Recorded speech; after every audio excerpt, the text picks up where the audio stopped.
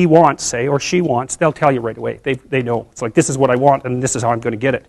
But agreeable people, especially if they're really agreeable, are so agreeable that they often don't even know what they want. Why do nice guys finish last? What does being nice actually mean? Is it that being kind, gentle, compassionate, sensitive, and vulnerable? Or is it more of being courageous, supportive, strong, and confident? Being nice is something beyond all these as far as researchers have conducted. These are the interpretational tags that a woman gives to a man characterized him as committed, caring, and respectful of women. The term nice guy could be an adjective phrase described what appears to be a friendly, kind, or courteous man. There are two types of men in a woman's life. Firstly, there is a guy high-headed and all the more popular among girls. That flawless, structured body with a tinge of shine, and most importantly, handsome with a lot of demand. Secondly, there is another one with ready-to-adjust mindset, easygoing, unattractive, and caring with high respect to women. Let's name them Jordan and Peter respectfully. Men such as Peter don't stand a chance in a woman's life, but she falls all the way head over heels for Jordan. Men like Peter don't offer a challenge for women. They are easily attained. It's true that women want the chase. They ache for the struggle, and they thirst for the wonder. So men, make women cry. Ignore them. Douse them with your sadistic messages, and you'll find them hanging on to your every word at your convenience. A nice guy walks into a woman's life, and she immediately leads him into the friend zone. No questions asked. Women douse into their own ambiguities. A man like this can never truly hold a woman's attention or respect because all he will end up doing is conforming to her every want and need and sacrificing his own happiness to do so. They think that by doing this, he can get her attention always. She wants a teammate. She wants a man, not a puppet. And very often, that's what being a nice guy makes you. One of the strongest driving forces in human psychology is staying true to how you identify yourself. Being nice doesn't mean being attainable, being easygoing and adjustable at all situations. But if you are a nice guy, you'll be whatever the people around you want to be. Society conditions us to think that being nice is a good thing, but being too nice is a bad thing. Being nice does not get you respect. It does not get you noticed. It does not get you that promotion. And it does not get you the woman. If you're always trying to be nice, you probably will always be honest. The terms nice guy and nice guy syndrome can be used to describe a man who views himself as a prototypical nice guy, but whose nice deeds are deemed to be solely motivated by a desire to court women. Most nice guys finish last in dating because of insecurities, low self-esteem, and lack of self-confidence, and nice guys pretend they are not out to get laid. Because nice guys or nice people in general are too afraid to think out of the box or break even the slightest rule, to some extent it's our society and our blind belief in society that makes us a nice guy. For example, in school, if you do a question the way the teacher taught, you get appreciated from teacher, which makes you feel that you're going the right way. You don't want to lose it and try to keep teacher happy by not breaking the rules. Generally, nice guys have a tendency to not cause even a slightest problem to others, even if others are running over their body. A woman is going to be most attracted to your authentic personality with all of your flaws and peculiarity. The more time you spend talking to women who are uninterested, unavailable, or a bad match, the less time you will spend getting your brains rattled out by a girl whose world you rock and who rocks yours.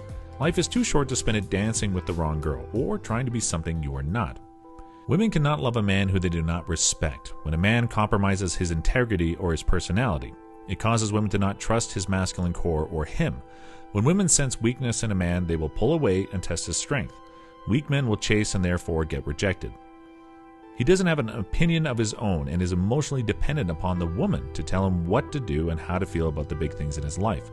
He is always available and does not show any individuality whatsoever. And yes, these guys will finish last. Not because they are nice, but because they appear desperate and spineless, even though he may not be. He is just very enamored by his partner.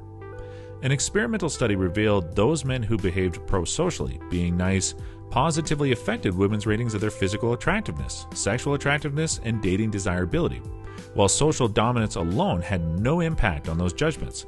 A deeper look revealed what happens when dominance interacts with being nice.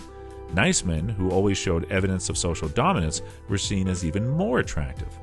The problem with nice people is that they've never been in a situation that could turn them into the monsters they're capable of being. So if nice people get the chance to disguise their dark impulses from themselves, are they likely to indulge these impulses, says Dr. Jordan Peterson, a world-renowned Canadian psychologist. He emphasizes on how nice men finish last. Truth be told, the professional world has long considered the word nice synonymous with weak. Nice guys are powerless. They're just asking to be taken advantage of. It's assumed that niceness can't coexist with anything other than fragility and being unappreciated in the male-dominated world of business and unbound opportunities. The coping tendency of nice men is projected thus. Strong men know that they must give a woman the space to feel her feelings for him. Their unavailability and busy schedule makes them look confident and important. Making others work to earn their time gives the illusion that their time is valuable. Having to drop everything to steal a moment with them makes others appreciate the time they are given. It is the illusion of scarcity. In conclusion, it's a learning process, and the partners we meet, love, and leave have all become our teachers. At the end of the day, once you have had your time of being the bad guy, you'll turn into the nice guy. You'll be a keeper. Make them accommodate you too, and don't let your life revolve around them. This will show them that you are a valuable and attractive person with some self-respect. Then you can still be a decent person and find love, without being so nice and others walk all over you. Nice guys finish last because they should finish last. Women must first practice on a rough draft before framing a masterpiece. If you liked the video, subscribe to the channel. We'll be updating regularly, and you can support us on Patreon. Say what you think. Tell the truth about what you think. There's going to be things you think that you think are nasty and harsh, and they probably are nasty and harsh, but they're also probably true. And you need to bring those up to the forefront and deliver the message. And it's not straightforward at all, because agreeable people do not like conflict. Not at all. They smooth the water. And you can see why that is in accordance with the hypothesis that I've been putting forward. You don't want conflict around infants. It's too damn dangerous. You don't want fights to break out. You don't want anything to disturb the relative peace. And if you're also more prone to being hurt physically and perhaps emotionally, you also may be loath to engage in the kind of high-intensity conflict that will solve problems in the short term, because it takes a lot of conflict to solve problems in the short term. And if that can spiral up to where it's dangerous, which it can if it gets uncontrolled, it might be safer in the short term to keep the waters smooth and to not delve into those situations where conflict emerges. The problem with that is it's not a very good medium to long-term strategy, right? Because lots of times there are things you have to talk about, because they're not going to go away. And the advantage to having a well-socialized, disagreeable person is that they really don't let much get in their way. So if you can get a kid who's disagreeable socialized, that person can be quite the creature, because they're very forward-moving in their nature and very difficult to stop.